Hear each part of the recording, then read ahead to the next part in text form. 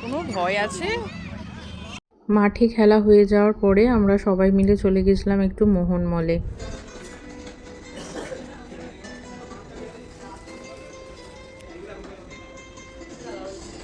কারণ দিদি অনেক দিন পর এসেছে আর সবাই মিলে একটু ঘোরাফেরা করে খাওয়া দাওয়া করব বলে মোহন মলে গেছিলাম। আর কিছু কেনাকাটাও ছিল, সেগুলোও করা হয়েছে।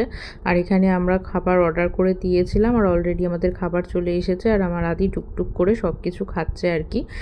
ও বাইরের কোনো জিনিস খায় না, তো আমরা যখন খাই ও আমাদেরটা দেখে একটু একটু করে চেষ্টা করে খাওয়ার। অনেক কিছুই অর্ডার করা হয়েছিল আর সব খাবারগুলো খুবই টেস্টি ছিল। আর এদিকে দিদি আর মা ফটোশ্যুট করছে আর এই যে আমার আদি এখন ঘুরে ঘুরে বেড়াচ্ছে। তারপর ওর হচ্ছে নিচে যে রাইডটা ছিল সেটাতে চাপার জন্য অনেকক্ষণ ধরে ও অস্থির করছিল। এইবারও চান্স পেয়েছে, এবারও সেটাকে চালাবে।